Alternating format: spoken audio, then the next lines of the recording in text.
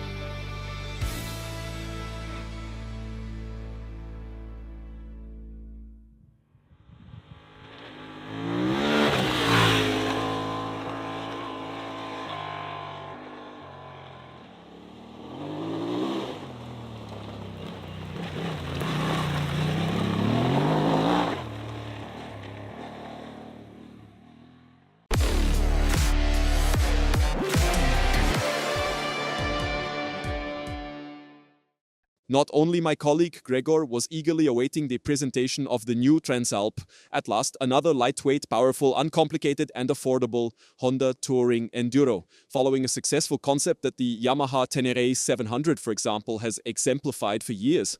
However, Honda's interpretation proved to be a good deal more relaxed in the first comparison tests on asphalt and more geared towards relaxation tours than dynamic adventures. What does this mean for the 2023 Bosnia Rally? We will see.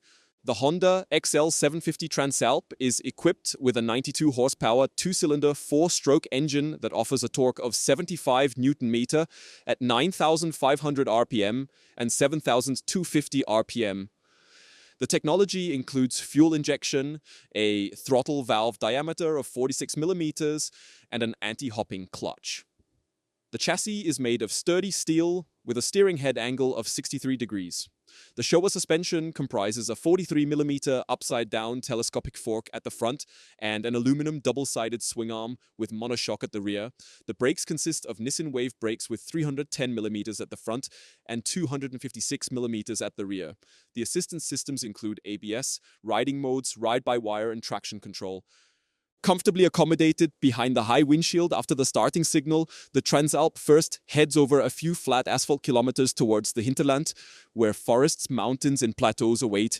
The inline twin still chugs along with slight vibrations at medium revs and enjoys it when you let it accelerate into the 5-digit range. It is a sporty fellow whose qualities come into their own better on the Hornet 750 naked bike than on the Touring Enduro.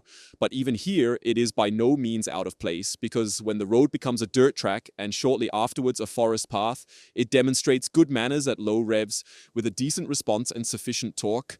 But when you get out of the saddle before the first steep climb, things get tricky for the first time. The pegs are far forward and the handlebars are narrow and offset towards the rider, creating a compact standing position. Uphill, you have to cling tightly to the handlebars, and it is difficult to steer the bike over the pegs and tank. The only thing that helps is to activate all your muscles, grit your teeth, and take a short breather at the top. This is the Transalp riding style for steep slopes. On flat, off-road terrain, this Transalp riding style is above all relaxed. Standing in the pegs, you internalize it at the latest when both the fork and the shock absorber rattle against the stops, almost without breaking over gullies and holes. The soft setup with soft springs and little damping provides comfort, but also causes the Transalp to bounce and bob constantly. If you like off-road riding, you will therefore want to improve both the suspension and the ergonomics with accessories. Things look better electronically, as both the offensive traction control and the ABS can be deactivated on the rear wheel. The latter remains active at the front, but this is not a problem even on steeper descents. Everyone can choose the mapping to suit their taste. The ratio between the angle of rotation in the throttle grip and the throttle opening angle can be adjusted in 4 stages. We mainly use the most aggressive mode as it gives a very direct feeling. Apart from that, there are no other electronic assistance, which is a good thing, especially off-road. The braking system is also good. Both front and rear, the Honda stoppers give clear feedback to the levers. This means that the Continental TKC80 tires, which perform very well, can be moved playfully at the grip limit on gravel. Speaking of playful, despite the limiting chassis, the handling is a real strength of the Honda XL 750 Transalp. Very light and with a low center of gravity, the Honda follows the slightest command in the handlebars or pegs well and corners stabile without being nervous or tippy. The fact that the Transalp still went down hard twice during the Bosnia Rally was due to carelessness on the part of the test riders. The Honda forgave them all and could always be restarted immediately after being picked up. Bent levers were straightened out and scratches on the crash bars were worn with pride from then on.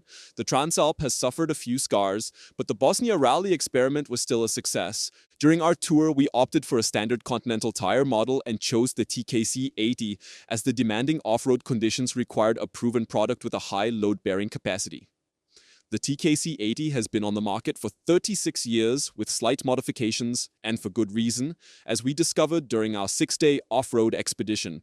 This tire, classified by Continental themselves as a 50-50 dual sport tire, proved to be extremely tough, durable, and reliable. Despite being fitted to 8 different vehicles, we only had 1 puncture in total, and that was only because we missed a boulder on a fast section. We can therefore speak with conviction for the Continental TKC 80 and recommend it as an excellent choice for such adventures. It proved to be comparatively quiet on asphalt and good-natured in extreme situations, while it is extremely versatile off-road. A real perennial favorite among robust off-road tires. Although the Bosnia Rally describes itself as road book training, there is also the option of simply following the route using a navigation device.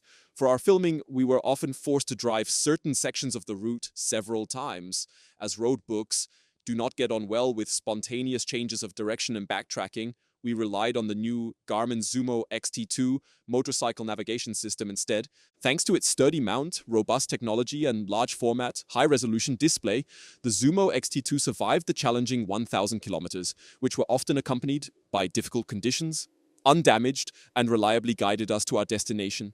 Camera equipment, tools, tire repair kits, spare levers, and the odd snack.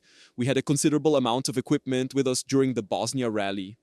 In order not to put undue strain on our backs during the demanding stages, we attached most of this equipment to the motorcycles. As minimum weight is a top priority in off-road use, we did without bulky cases and instead opted for the soft luggage solutions from Enduristan.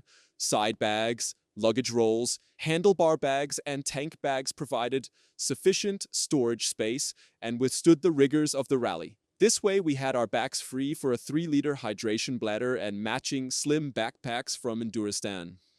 Thanks to the versatile mounting options, useful features, and robust workmanship, our Enduristan equipment proved to be ideally suited for the challenging Bosnia Rally. Conclusion on the Honda XL750 Transalp 2023. To summarize, in direct comparison with the other candidates in this year's Bosnia Rally, the Transalp always likes it a little more comfortable and signals when it gets too wild with a hard punch. The ergonomics are also noticeably trimmed for comfort in the saddle, which has a limiting effect, especially on the climbs. However, when ridden in its comfort zone with the dignified Transalp riding style, it is a lot of fun. Then it's a comfortable ride over hill and dale. With these words, I say goodbye from Bosnia. Thank you for watching and listening. Subscribe to our YouTube channel and leave a like. See you soon.